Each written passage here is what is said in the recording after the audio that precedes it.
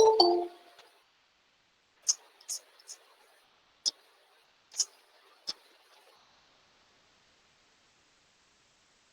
morning, students. Morning, ma'am. Good morning, Morning, ma'am. ma'am. Good morning. Good morning to all. So, shall I start? I think 50 students have joined the class. There is any problem regarding this class?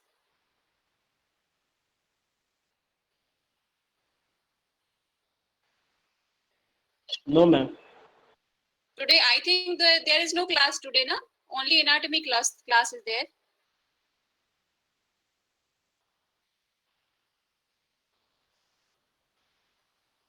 पता नहीं ma'am. हाँ, आपके group में तो कोई link नहीं था. आज एक्चुअली मैं भूल गई थी कि मैंने को लगा कल हॉलीडे है, लेकिन हॉलीडे बेसिकली आज है, कल नहीं था. लेकिन ठीक है, मैंने कहा चलो आज क्लास ले लेते हैं सब. आई थिंक आप लोग और कोई क्लास नहीं है, इसलिए आज क्लास खींचेंगे भी ज्यादा थोड़ा. ठीक है ना? तो मैक्सिमम लोग बेनिफिटेड रहे हैं तो अच्छी बात है, क्योंकि अब स्ट्रेंथ कम हो गया है. पहले आप लोग का स्ट्रेंथ अच्छा था. पहले 65 अबव 65 बच्चे ज्वाइन कर रहे थे, अभी इस समय कम हो गया है strength. whatever may be the reason.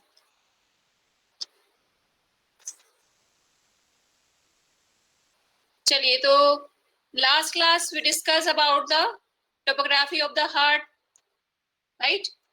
So topography of the heart is situated from third to sixth rib, the base of the heart extending from third to sixth rib, and the apex of the heart lies close to the sixth chondrosternal joint.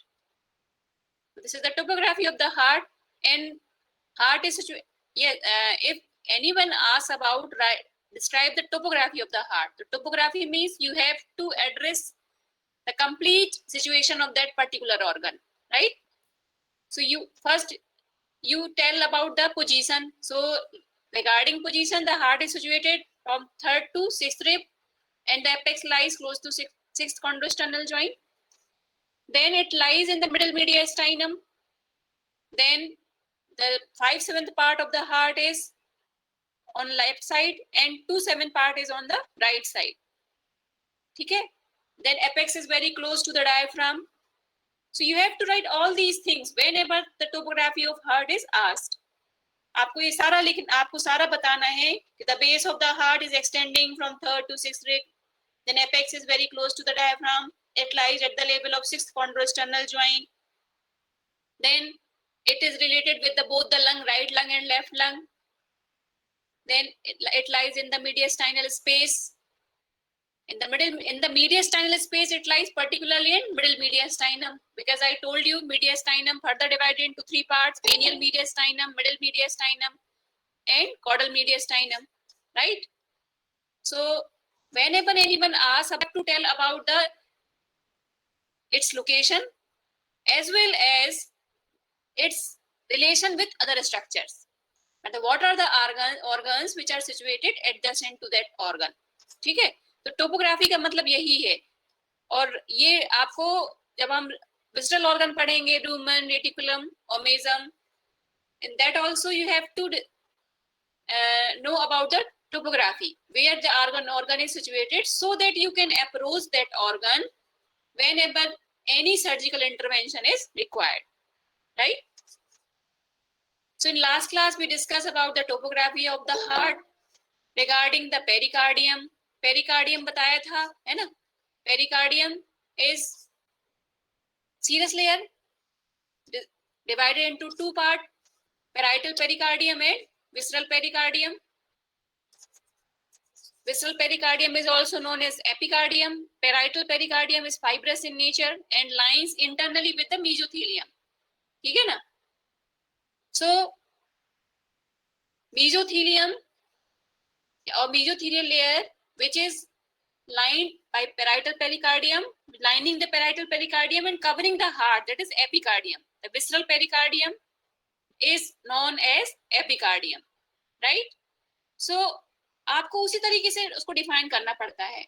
Lining का मतलब होता है किसी चीज के अंदर आप एक लेयर चढ़ा रहे हो, that is lining. And covering means you are covering the things by certain layer. So epicardium is like covering of the heart. And this if we see that mesothelium which is secreting serous fluid. ठीक है, मैंने अभी बताया आपको कि parietal pericardium is fibrous in nature. So it is internally lined with the mesothelium which secrete the serous fluid. ठीक है ना. So this is about the pericardium. Anybody tell me about the connection of the heart with sternum in case of ox? क्या बोलते हैं उसको? Connection of heart बताओ भाई. Pericardio sternal ligament. Pericardio sternal ligament, बिल्कुल सामने स्लाइड पे लिखा हुआ है pericardio sternal ligament. In case of dog, what it is known as? Pericardiophrenik ligament. Yes, right. In case of dog, it is pericardiophrenic ligament. In case of dog, pericardium is connected with the diaphragm, right? ठीक है. Function of pericardium सभी को पता है. It secrete serous fluid, that is liquor pericardi or pericardial fluid, which is present in pericardial sac, right? So it acts as a shock absorber also. It acts lubrication also, so that it avoid the friction. Then function of pericardium is also it prevent the over dilatation of the heart. ठीक है ना. Over dilatation मतलब during contraction and relaxation, pericardium limit the heart for its over dilatation, right? अब हम इसके बाद आगे बढ़ते हैं.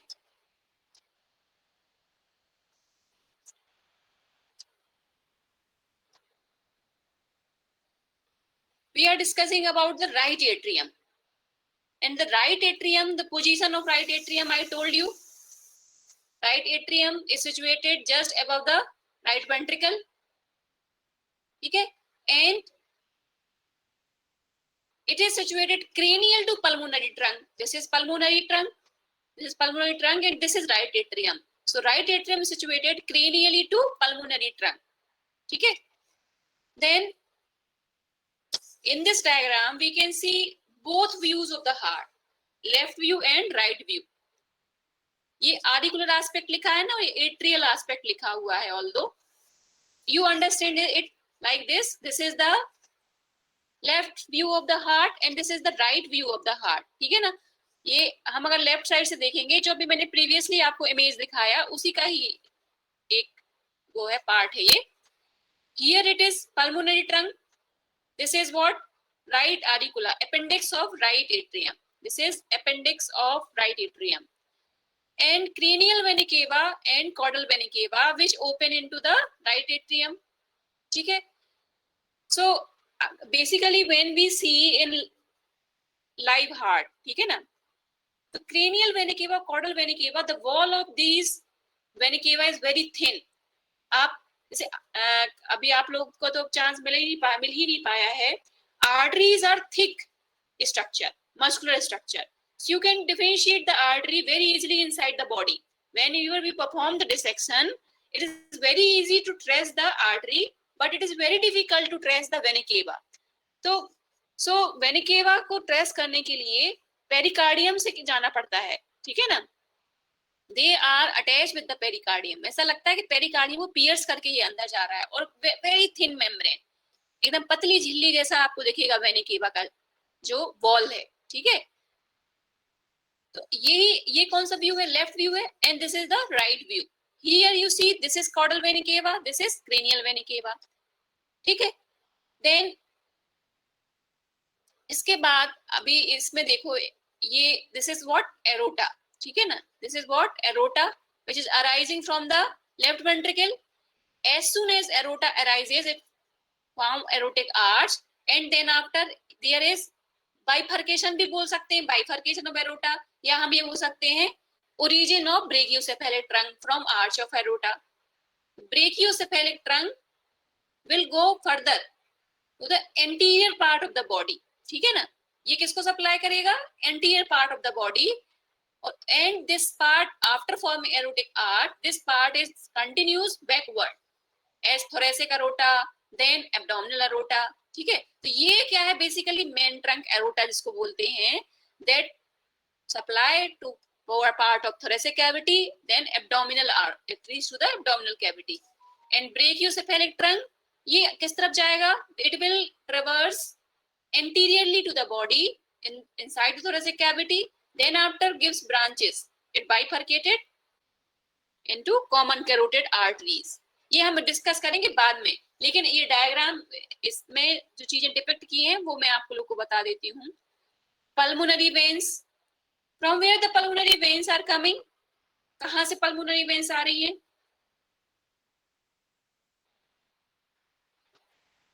Pulmonary veins brought the blood from which structure? Lungs. Lungs. ठीक है, and they are carrying the pure blood, oxygenated blood. ठीक है, oxygenated blood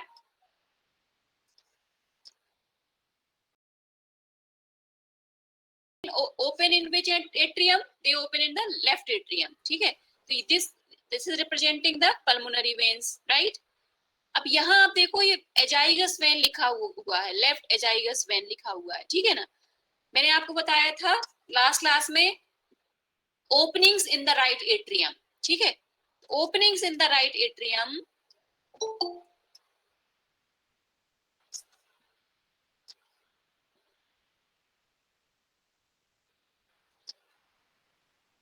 श्वेता, क्या बात है, आप लोग इतना लेट क्यों ज्वाइन कर रहे हो? अभी अभिषेक ज्वाइन किया था, श्वेता ज्वाइन करके छोड़ भी दी, लेफ्ट द मीटिंग.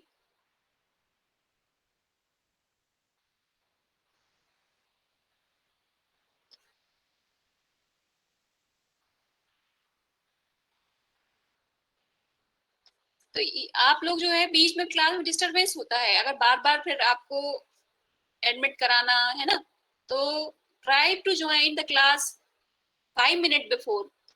फिर आप सबको सब कुछ पता है, हो सकता है खैर कुछ काम होगा, लेकिन फिर भी कोशिश किया करें कि टाइम से ज्वाइन करें. चलिए, तो राइट एट्रियम मैंने आपको बताया था हैज द ओपनिंग्स. ठीक है, तो ये बहुत अच्छे से याद रखना है आप लोगों को. Cranial vena cava and caudal vena cava. Cranial vena cava open at the level of 4th rib and caudal vena cava open in the right atrium at the level of 5th rib. ठीक, heart is situated from 3rd rib to 6th rib and the opening of cranial vena cava is at the level of 4th rib, and vena cava, caudal vena cava, which brought the blood from the posterior half of the body, it is opening at the level of 5th rib.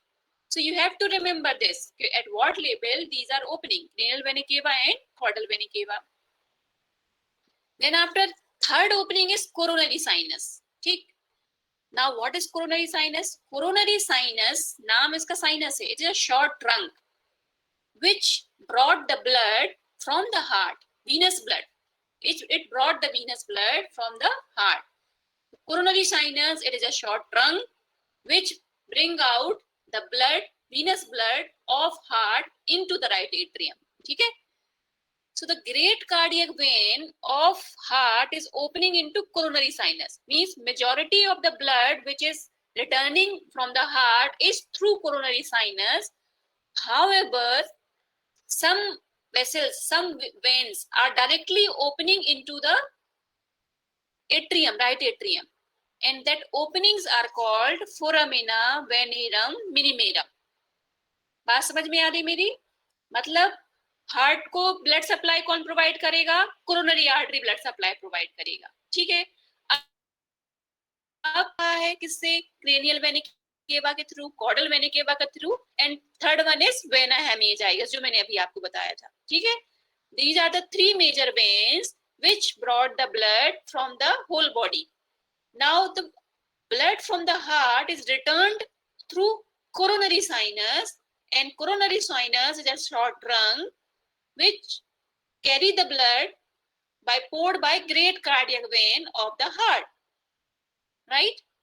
But some veins, small veins are directly opening into the wall of atrium. ठीक है ना, opening देखो लिखा हुआ है, opening of small veins empty directly into the cavity and that openings are called foramina venerum minimarum. ठीक है, तो ये ओपनिंग हो गया. मेन ओपनिंग कौन सा हो गया, ये याद रखना है. जो क्रेनियल वेन केवा आगे की तरफ से आ रही है, इसीलिए वो फोर्थ रिब क्यूब के लेवल पे ओपन हो गया. और कॉर्डल वेन केवा पीछे की तरफ से आ रहा है, इसीलिए वो पीछे मतलब फिफ्थ रिब के लेवल पे ओपन होगा. सो डोंट गेट कंफ्यूज, बाद में कंफ्यूजन होगा कि कौन सी वेन कहाँ ओपन हो रहा है.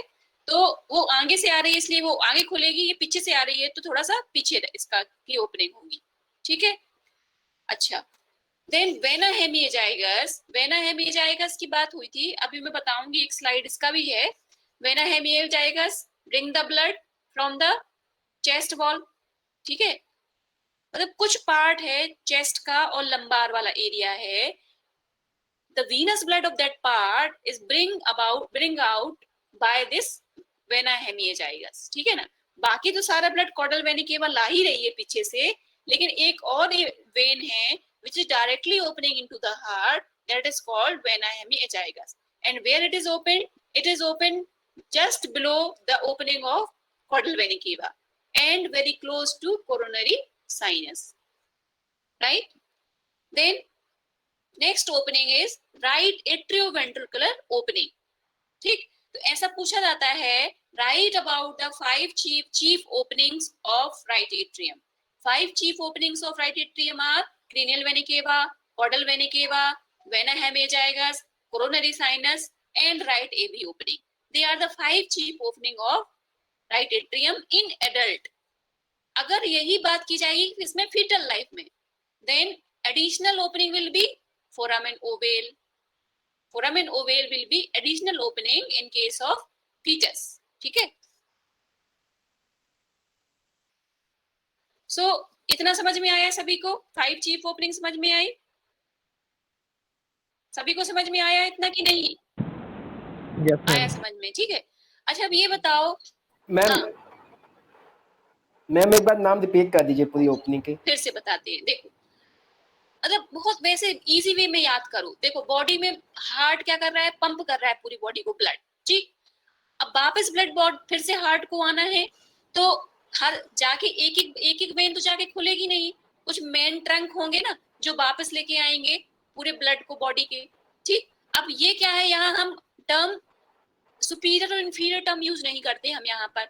ह्यूमन बीइंग में क्या टर्म यूज होता है, superior vena cava and inferior vena cava, क्योंकि पोजीशन कैसा है, अपसाइड डाउन है. क्वाड्रूपेड्स में पोजीशन कैसा हो गया, थोड़ा डिफरेंट हो गया. तो यहाँ पर हम टर्म क्या यूज करेंगे, anterior and posterior term use होगा.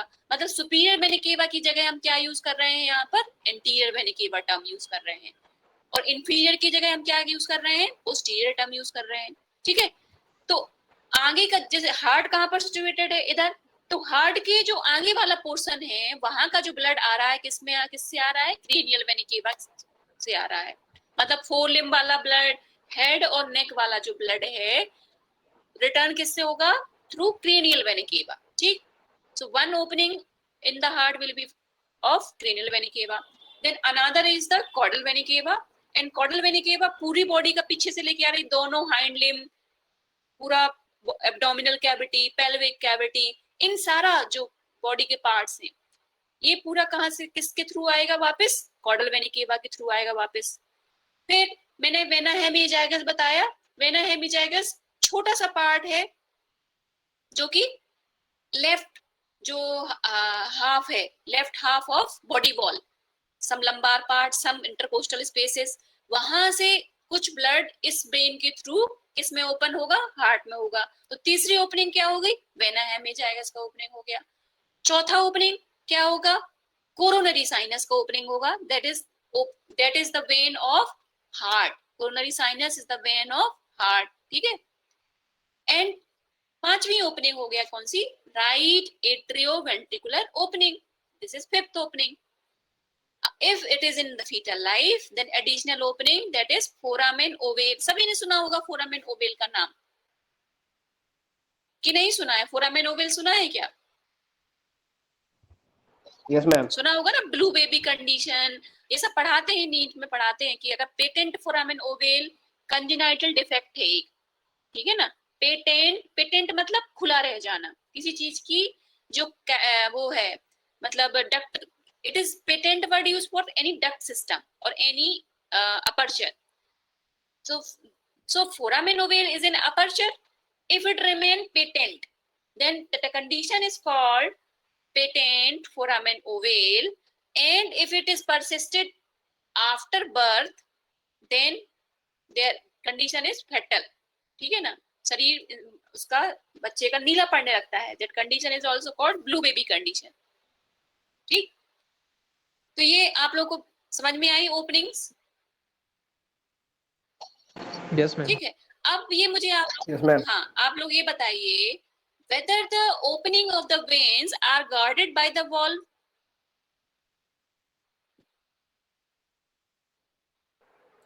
यस मैम, स्पिंचर से होंगी। क्या होंगे?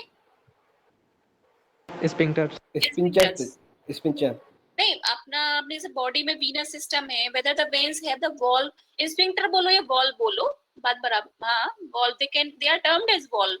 Veins has the valves, होते हैं कि नहीं होते हैं? होते मैम। होते हैं ना, वॉल्व होते हैं भाई। अब जैसे अपसाइड डाउन उसको वेन को blood has to be forced, जैसे अगर अपन स्टैंडिंग कंडीशन में हम बात करें, अपने में ही बात करें, पढ़ा होगा आप लोगों ने वीनस कैसे काम करता है ना, वीनस फ्लो सुना होगा, है ना, पढ़ा होगा, नीट में भी पढ़ा होगा कि वॉल्व उसमें बड़ा रोल प्ले करते हैं।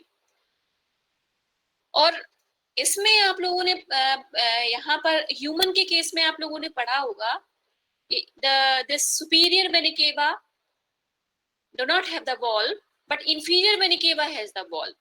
ठीक है, लेकिन एनिमल्स के केस में neither anterior vena cava nor caudal vena cava, both do not have valves. cranial vena cava और caudal vena cava दोनों में ही valve नहीं है opening, at the opening of these great veins there are no valves. However, the opening of coronary sinus is provided with semilunar valves called, क्या बोलते हैं भाई, कुछ नाम पता है? coronary sinus, walls of coronary sinus, some specific term?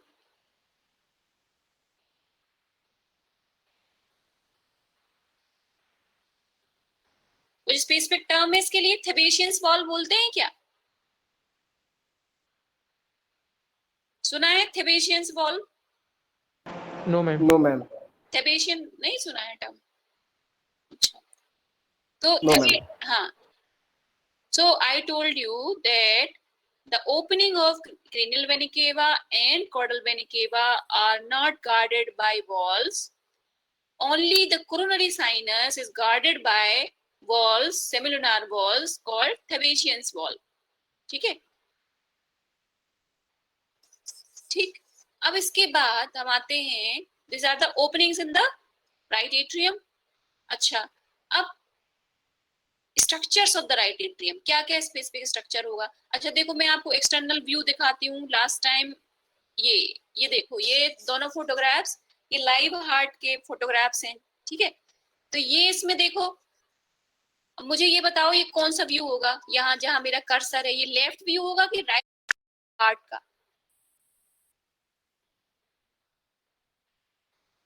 ये कौन सा व्यू होगा? ये वाला, ये डायग्राम देख रहे हो जो,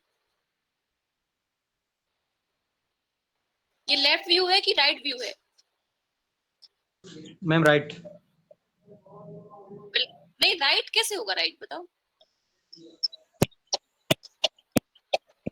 ये देख रहे हो, पल्मोनरी ट्रंक दिख रहा है, ये पल्मोनरी ट्रंक दिख रहा है और ये अपेंडिक्स दिख रहा है राइट एट्रियम का।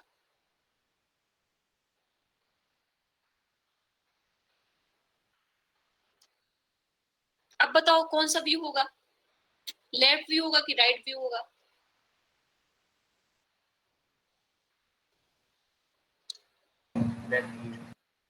हाँ, ये लेफ्ट व्यू होगा, है ना। This is the left view of the heart, क्योंकि देखो ये इसमें डायग्राम में ये पल्मोनरी ट्रंक है, दिख रहा है पल्मोनरी ट्रंक। और पल्मोनरी ट्रंक आपको ट्रंक जो दिखेगा it will be from the left side, एक तो बात। और ये लेफ्ट ऑरिकल आपको पूरा दिख रहा है, राइट ऑरिकल आपको नहीं दिख रहा है। जब आप इसको पलटाएंगे राइट साइड से देखेंगे तो पूरा आपको राइट एट्रियम दिखेगा। समझ में आ रही मेरी बात? ठीक है, तो ये लेफ्ट व्यू है, this is representing left surface of the heart. ये सरफेस कौन सा होगा? Left surface. अच्छा ये ग्रूव कौन सा है? दिस ग्रूव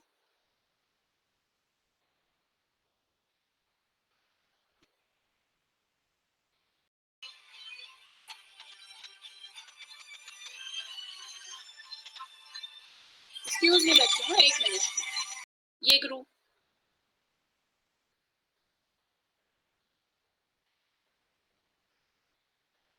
बताओ भाई। मैम आपका कर्सर नहीं दिखा। हाँ बोलो बोलो। मैम कर्सर नहीं दिख रहा है, कर्सर नहीं दिख रहा आपका। नहीं, ये देखो ये आप देखा? No ma'am. अच्छा रुको, हाँ उसमें दिख रहा होगा। हाँ लो अब दिख रहा होगा। Yes ma'am. हाँ ये कौन सा ग्रूव है? Coronary group. ये कोरोनरी ग्रूव होगा ये।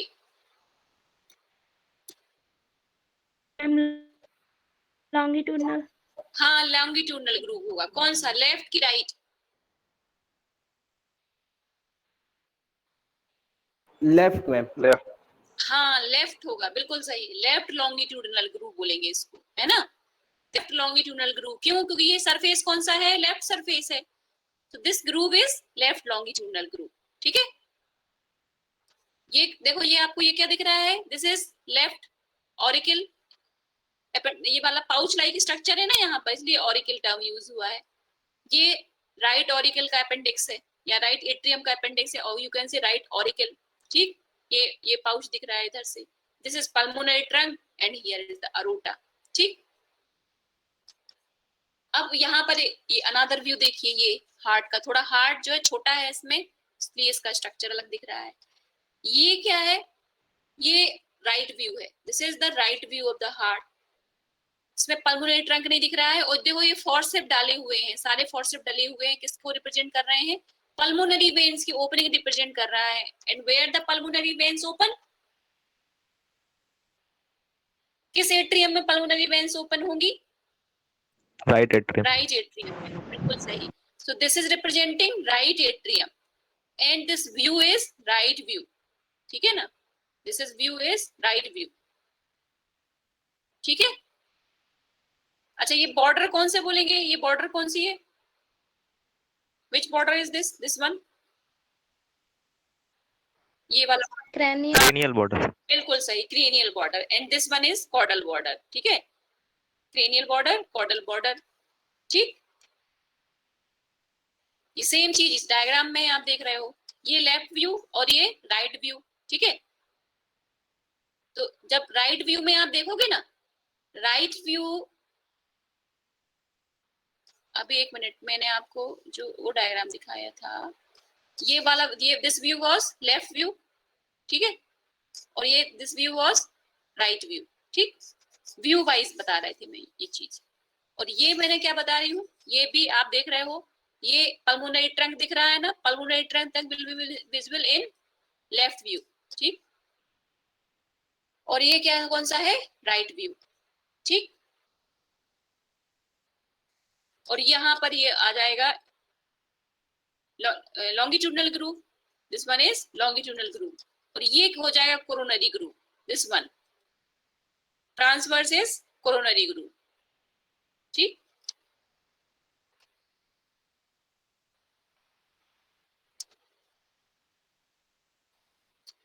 Now the internal structures of right atrium. ठीक, हम आपने क्या किया, अभी बाहर से देखा था, हमने देखा right atrium, the cavity is called sinus venosus, the pouch like structure और डायवर्टिकुलम इज कॉल्ड अपेंडिक्स, ये सब पढ़ा हमने। ठीक है ना, अब इसके बाद when we open the cavity of the right atrium, आपने खोल के अब राइट एट्रियम को देख रहे हो अंदर से कि अब इसमें क्या क्या स्ट्रक्चर है। ठीक, so the wall of the atrium, particularly appendix, present some vertical muscular ridges and looks like teeth of comb and hence named as ठीक है। तो pectinate muscles they are termed as pectinate muscle, क्यों? क्योंकि वो एक they are arranged like teeth of comb, जैसे comb होता है, the teeth of the comb are arranged serially, एक जैसी height में और एक जैसे उसमें arrange होता है। तो similarly the pectinate muscles in the right atrium they are present like that, इसलिए उसको नाम भी pectinate दिया गया है। ठीक है, pectinate muscle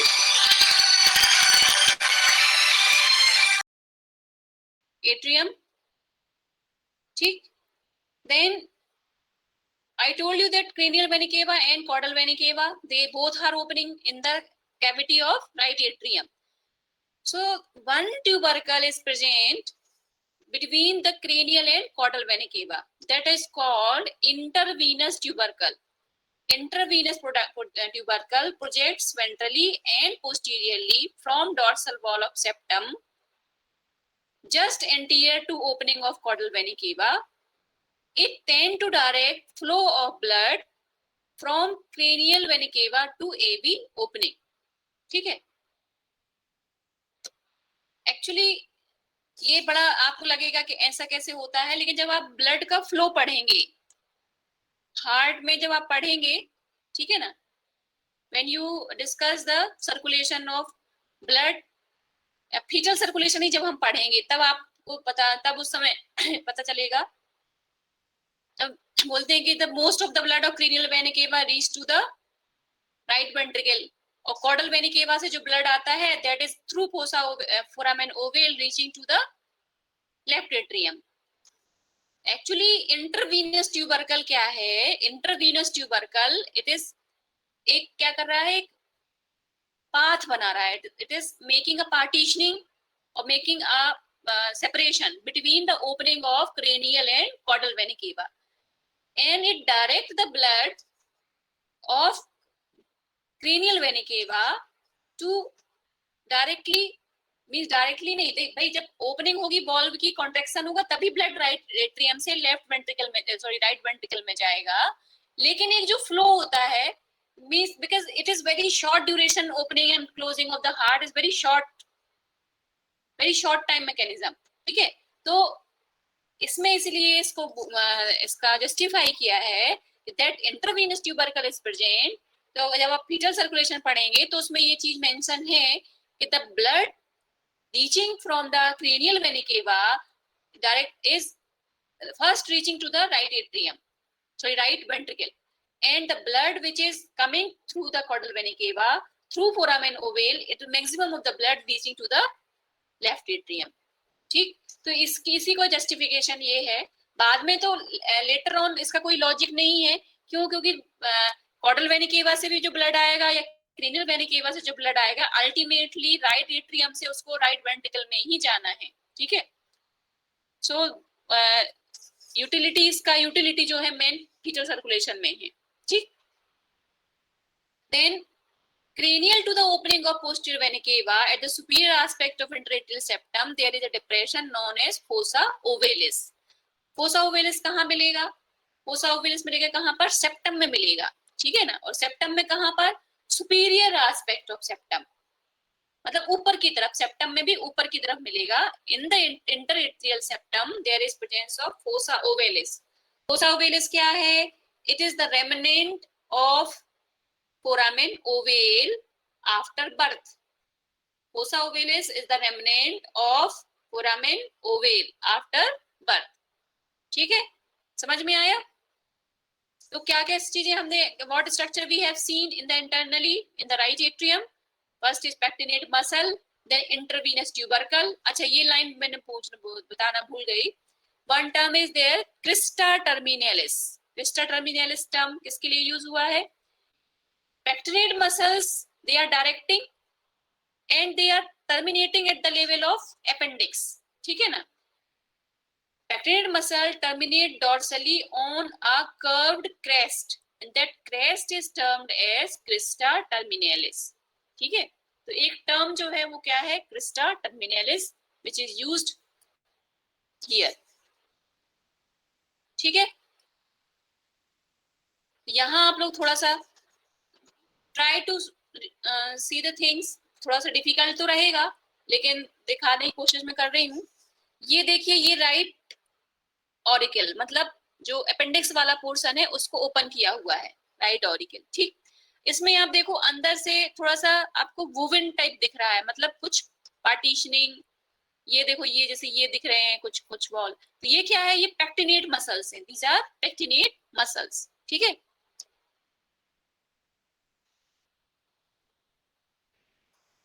ये देखो, ये जो ये कट किया गया है, किस साइड से कट किया है, ये कट गया है, दो हाफ है उसके। ठीक है, ये पल्मोनरी आर्टरी है, पल्मोनरी ट्रंक, एरोटा, एरोटा को बीच से कट किया गया है दो हिस्सों में। ठीक है, चलिए तो उसके अपन चर्चा करेंगे अभी आगे, और स्लाइड में चर्चा करेंगे।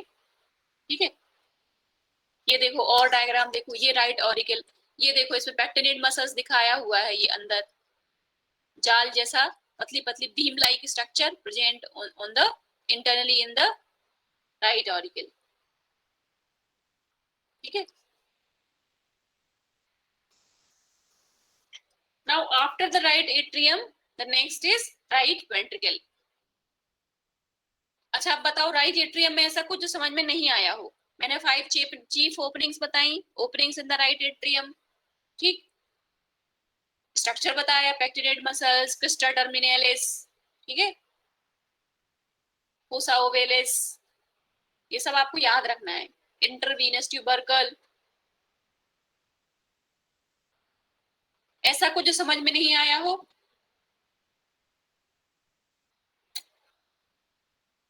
चलिए तो आगे बढ़ते हैं, राइट वेंट्रिकल। ठीक, तो right ventricle form the right and cranial part of the heart. ठीक, इसीलिए उसमें देखा था ना डायग्राम में एंटीरियर व्यू लिखा हुआ था, और बताया भी था कि most of the part of the cranial border is form by the right ventricle. So ठीक, that is why the right ventricle is forming the cranial part of the heart.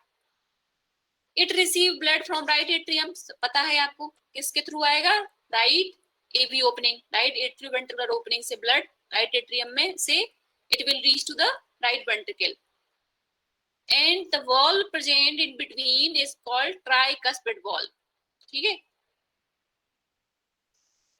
and the blood which present in the right ventricle, it discharges through conus arteriosus into pulmonary trunk, and this conus arteriosus is situated at higher level than the position of tricuspid valve।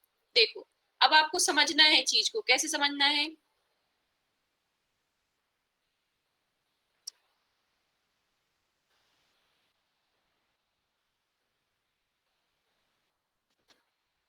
एक diagram starting में था,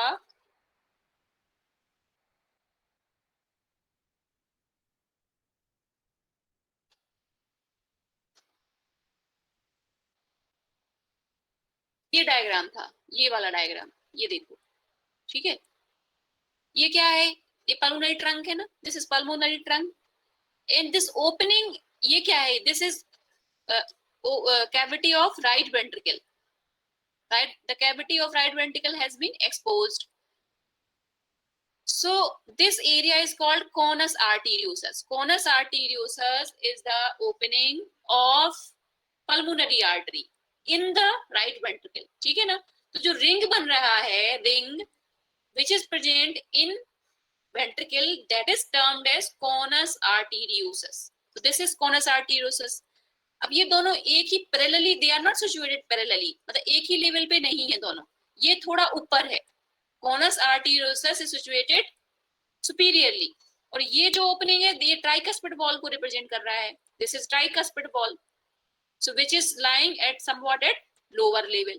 तो blood कहाँ से, here in right ventricle there is presence of blood, it will be ejected out during contraction to the pulmonary artery।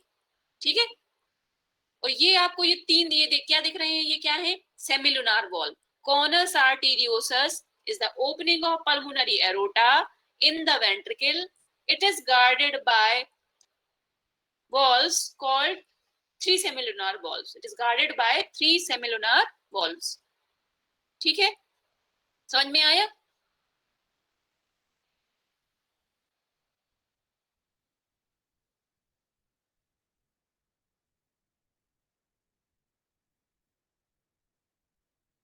Right ventricle, conus arteriosus is the opening of pulmonary trunk and it is situated at higher level than the tricuspid valve. ठीक है. The exit of pulmonary artery is guarded by 3 semilunar valves. अभी बताया. These are and valves are thin and convex. And what is the role of these valves? When there is relaxation of the right ventricle, during the relaxation phase, the blood should not be regurgitated or re-entered into the ventricle. तो जैसे ही blood ऊपर चढ़ा किसमें, pulmonary artery में, ठीक है, और then the ventricle is relaxing in stage, the semilunar valves will be closed so that the blood will not regurgitate into the right ventricle. ठीक. So this is the function of semilunar valves. अब हम चर्चा करते हैं किसकी, tricuspid valve की चर्चा करते हैं. ट्राइकस्पिड क्यों बोला हुआ है? देखो, ट्राइकस्पिड मतलब 3 कस्प है, नंबर इज 3. ठीक. कस्प मतलब ढक्कन, and they are 3 in number, that's why tricuspid. The shape of each cusp is triangular. हर एक कैसी शेप का है, ट्रायंगुलर शेप का है. ठीक है ना. और तीनों जब मिलेंगे तो they will close the opening, right? So 3 triangular valves are present, formed by enfolding of endothelial lining of heart. Endothelial की जगह एंडोकार्डियम वर्ड भी हम यूज कर सकते हैं. एंडोथीलियम तो ब्लड वेसल्स के लिए यूज करते हैं. ठीक. So formed by enfolding of endocardium of heart. 3 small cusps are present between large cusps. ये भी देखो, ऐसा नहीं ट्राइकस्पिड वॉल्व तो 3 बड़े के बीचों में भी 3 छोटे कस्प भी हैं. 3 large triangular के बीच alternately there are presence of 3 small cusps. ठीक. अब इनका पोजीशन क्या होगा भाई, 3 cusps are present and where there will be the position of each cusp. So one large cusp is between AV opening and conus arteriosus. Second is septal and third is on right margin. अब बोलो ये कैसे समझ में आएगा? ये तब समझ में आएगा जब आप हार्ट को ओपन करेंगे. ठीक है ना. क्यों? क्योंकि ये देखो इसमें ट्राइकस्पिड वॉल्व,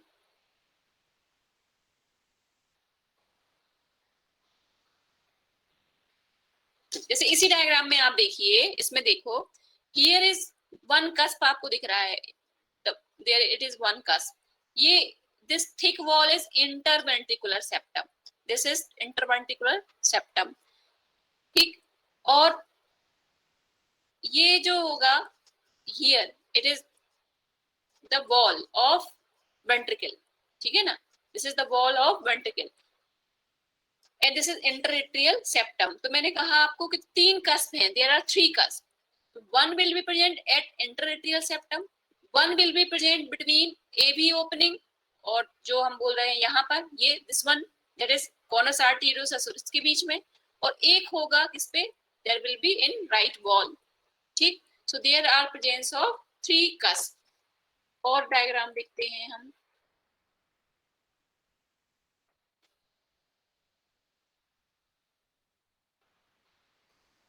ये भी डायग्राम में आप देखो, इसमें और बहुत सारी चीजें इसमें दिख जाएंगी आपको. ठीक है. ये देखो, ये दिस इज, ये देखो ये बताया हुआ है इसमें 3 लीफलेट की बात हो रही थी. 3 होते हैं ना. तो ये जो है ये this is septal, this is what antero superior and this is what inferior और म्यूरल. तो ऐसे 1, 2 and 3 cusp, large cusp are present, and between these 3 small alternate 3 small cusp are also present. ठीक है.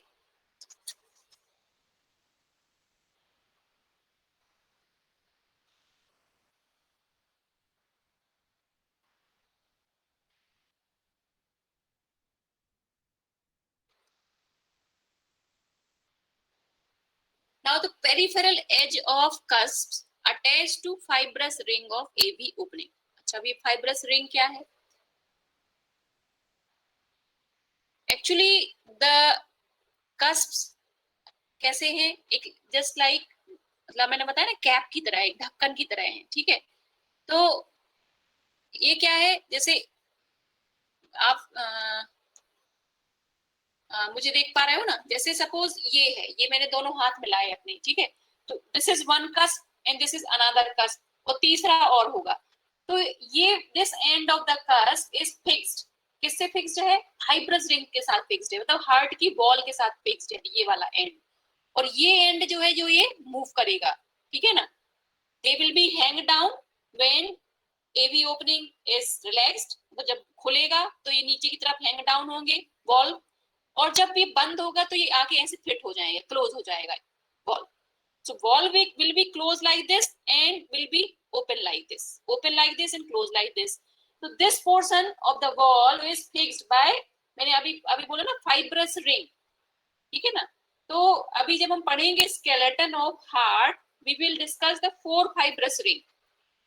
फोर फाइब्रस रिंग, एक तो होगा right AV opening, एक होगा लेफ्ट एवी ओपनिंग, फिर एक opening of pulmonary aorta and then opening of main aorta, ठीक है। तो ऐसे करके ये चार मेन रिंग बनते हैं, किसमें? हार्ट में। राइट एवी ओपनिंग, लेफ्ट एवी ओपनिंग, देन कॉनस आर्टेरियोसस, किसकी ओपनिंग है? पल्मोनरी अरोटा का। और ऐसे ही अभी हम अरोटा का पढ़ेंगे, दैट इज कॉल्ड बल्बस एरोटिकस, ठीक है। तो ऐसे चार रिंग लाइक स्ट्रक्चर बनते हैं हार्ट में, which making the fibrous framework of the heart, or fibrous ring of the heart, ठीक है। तो जो यहाँ से peripherally the cusp are edge of the cusp are attached with the fibrous ring, और जो इनकी ऑरिकुलर सरफेस है, ऑरिकुलर सरफेस मतलब ऊपर की तरफ, जो एट्रियम की तरफ सरफेस होंगी, जैसे ये अगर वॉल्व है तो the surface which is towards atrium is smooth. However, the ventricular surface, जो नीचे की तरफ सरफेस होगा, वो कैसा होगा? Rough, and gives attachment to chordae tendineae, ठीक है। जो नीचे की तरफ सरफेस है वो that will be the rough and give attachment to chordae tendineae. अभी मैं बता रही हूँ आप लोगों को how that chordae tendineae appears.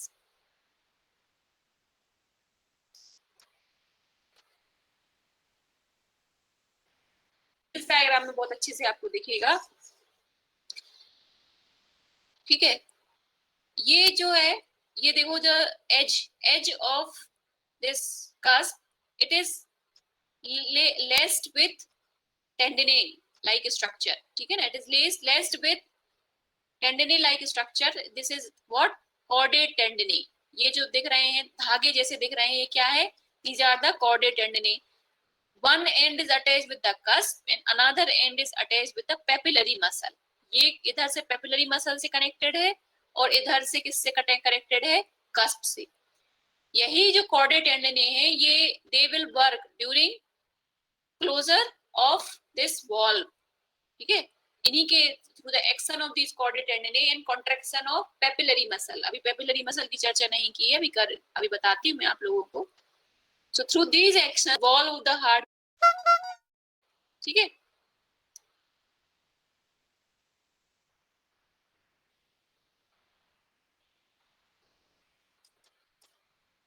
इसमें भी देख सकते हो आप, ये थोड़ा सा लाइव इमेज है कि these are the chordate tendinae and this is what? Papillary muscles. This is what? Chordate tendinae attached to the cusp, wall of the cusp, ठीक है।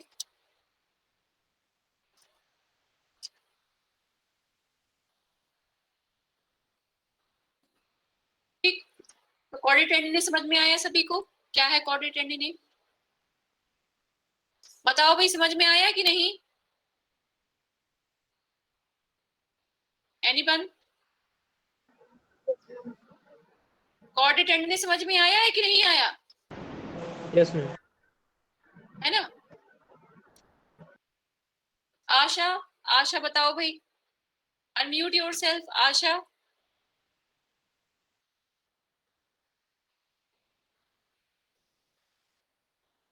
आशा,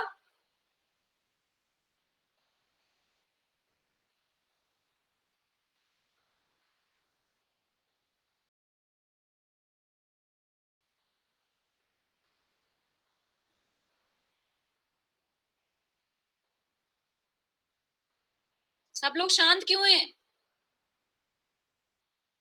मेरी आवाज पहुंच रही है कि नहीं? Yes ma'am. आवाज तो आ रही है ना? Yes, ma'am. तो तो बात क्या है, कोई बच्चे जवाब नहीं दे रहे हैं, मतलब वो सुन ही नहीं रहे हैं लेक्चर, उन्हें बस फॉर्मेलिटी के लिए, अटेंडेंस के लिए अटेंड कर रहे हैं। आई थिंक इससे कैसे काम चलेगा?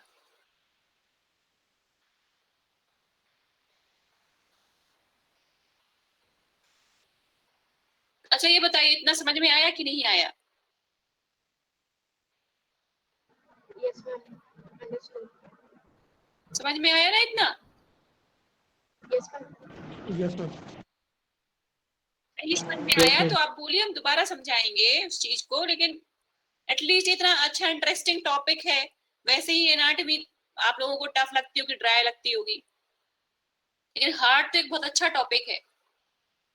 वो काफी कुछ चीजें ऐसा लगता है कि जानने की कोशिश भी करना चाहिए कि कैसे फंक्शन होता है, कैसे वर्क करता है। तो आई थिंक आप लोग थोड़े बहुत अगर पढ़ा भी हुआ है आप लोगों ने। चलिए आगे बढ़ते हैं। The wall of right ventricle is uneven internally, है ना? If we see by opening the cavity of the right ventricle, so we see the internal surface is not smooth, it is uneven due to presence of fleshy columns and prominences known as trabeculae carne. Trabeculae carne or columnae carne. Trabeculae carne or also as what is trabeculae carne? They are the fleshy columns or prominences which are present in the wall of ventricle. दोनों ventricle में मिलेंगे आपको, right ventricle में भी और left ventricle में, दोनों ventricles में आपको मिलेंगे ट्रेबेकुलर कार्नी, राइट? नाउ अब इनको स्पेसिफिक नेम, ट्रेबेकुलर कॉर्नी क्या हो गया, एक ब्रॉड टर्म हो गया जो कि सभी फ्लैशी कॉलम्स के लिए जनरलाइज्ड यूज होगा। फिर इसको क्लासिफाई किया गया है further. Trabeculae carneae are 3 types, ridges और columns, papillary muscles and then moderator band. ठीक है, 3 कैटेगरी में इसको डिवाइड किया गया है। सो कॉलमने कार्ने, फर्स्ट इज रिजेस और columns, they are attached throughout their extent to the wall of ventricle. ये पूरे वेंट्रिकल में आपको मिलेंगे रिजेस और कॉलम्स। ठीक है, कहीं उभार, कहीं आपको लगेगा कि गैप है, कहीं गैप मिलेगा, कहीं उभार मिलेगा। तो this is present throughout the extent of wall of ventricle. Then papillary muscle, सुना होगा नाम पेपिलरी मसल्स का। Papillary muscles, they are conical, thick, short and flattened eminences. ठीक है, these are generally 4 in number, sometimes there may be 3 also. 1 on external wall and 3 on septal wall. मतलब 4 papillary muscle होंगी जिसमें से 3 कहां पर होंगी, सेप्टम में, और एक जो है उसके अपोजिट राइट वॉल में होगी या एक्सटर्नल वॉल में होगी। अभी मैंने बताया आपको the papillary muscle gave attachment to chordae tendineae. ठीक, when the papillary muscle contract, they restrain the walls from being forced too far into auricle on contraction. ठीक है, ये मैं एक्सप्लेन कर रही हूं आपको एक डायग्राम से। ये देखो, ये डायग्राम देखो आप, इसमें देखिए, देखो ऑल्दो ये बाइकस्पिड वॉल्व को रिप्रेजेंट किया है, सेम मैकेनिज्म ट्राइकस्पिड वॉल्व के लिए भी अप्लाई होगा, दोनों के लिए अप्लाई होगा, क्योंकि पेपिलरी मसल्स तो दोनों में ही वर्क कर रही हैं। ठीक है, तो यहाँ पर आप देख रहे हो कि अच्छा, और एक चीज ये है कि हर एक कस्प में जो कॉर्डेट टेंडने हैं वो मोर देन 1 पेपिलरी मसल से आ रहे हैं। ठीक है, मतलब ये papillary muscle chordae tendineae will attach to this cusp and also from this papillary muscle. ठीक है, ऐसा नहीं है कि chordae tendineae of 1 papillary muscle will connect to the 1 cusp. 1 cusp may receive chordate tendinae of more than 1 papillary muscle. ठीक है, तो when AB opening is patent, मतलब ये when valve is opened, then blood will be flow like this, और papillary muscle किस stage में होगा, relax stage में होगा, और कॉर्डेट टेंडने कैसे होंगे, स्लैक at that time. ठीक है, but when the papillary muscle contract, ये कैसे हो जाएंगे, कॉर्डेट टेंडने टाउट हो जाएंगे, they will be taut, मतलब स्ट्रेच हो जाएंगे, they will be stretch, and this is how the cusp will be closed. और ये क्या करेंगे, ये this contracted papillary muscle avoid the over और prolapse of these cusp into the auricle. ठीक है ना, मतलब क्या है इसका, मतलब ये है कि ये वॉल्व ऐसे खुले हुए थे, नीचे की तरफ हैंग डाउन होगा when the opening is when the walls are open. When the walls are closed, they will be like this, and this action will be mediated through contraction of papillary muscle. And the papillary muscle avoid the prolapse. Prolapse मतलब ऐसे हो जाना, ऊपर की तरफ direction होगा किसका, cusp का. So papillary muscle prohibit or avoid the prolapse of these walls into towards auricle. इस पे मेंटेन करके रखेंगे, ये ऐसे नहीं होने चाहिए. ठीक है, so this is how this chordate papillary muscle work through chordate tendinae on cusp.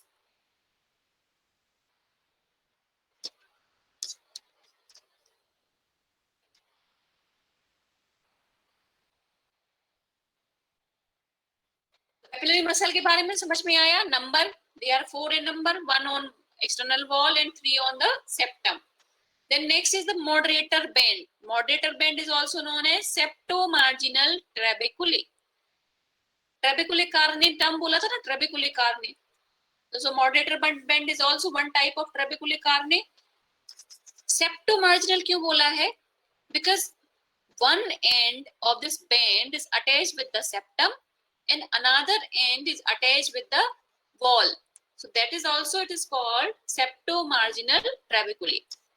So moderator band extend from lateral wall to interverticular septum across the ventricular cavity.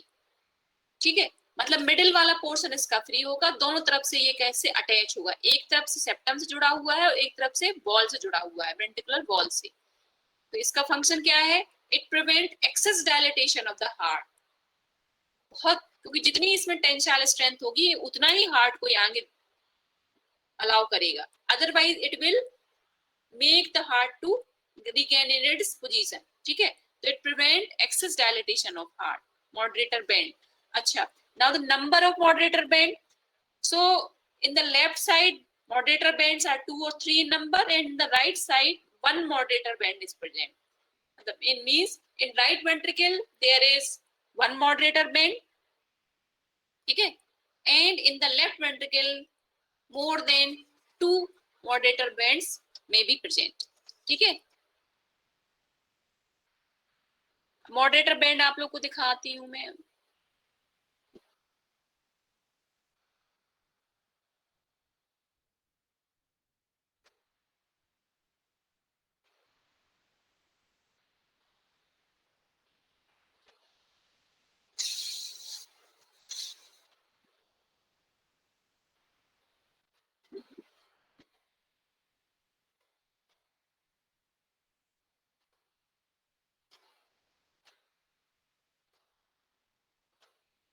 ये देखिए, हियर इज मॉडरेटर बैंड, ये दिख रहा है, ये moderator band. This interventricular septum, this is right band and one moderator, thick moderator band. मतलब band मतलब band, this is band like structure. ठीक है, and present connecting interventricular septum with the right wall. ठीक है, चलिए, तो ये आपको मॉडरेटर बैंड समझ में आ गया.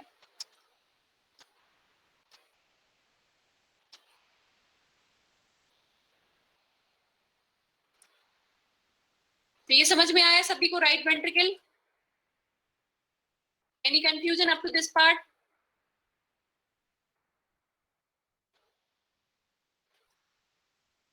बताओ भाई, up to this part there is any confusion? No ma'am. ठीक है, तो आगे बढ़े हैं कि भाई क्लास खत्म करना है, नेक्स्ट क्लास से पढ़ना है कि अभी कंटिन्यू कर किया जाए? नेक्स्ट क्लास में मैम. नेक्स्ट क्लास में, चलिए ठीक है. तो ये अब कल पढ़ेंगे, बाकी left atrium and then left ventricle. ठीक है, अभी बहुत सारा पोर्शन अभी बचा हुआ है हार्ट में. आप लोग इंटरेस्ट नहीं शो कर रहे हैं, इसलिए मजा नहीं आ रहा पढ़ाने में। आप लोग थोड़ा सा इंटरेस्ट के साथ पढ़ेंगे तो अच्छा लगेगा। वैसे तो चीजें खैर नो डाउट बहुत बिगड़ चुकी हैं, लेकिन थोड़ा सा अगर अच्छे से पढ़ना है कोई चीज तो आपको भी पढ़ना पड़ेगा साथ में। चलिए ठीक है ना, remaining portion will be discussed in next class. Okay okay, good day. Thank you. Thank you, ma'am. Thank you, ma'am.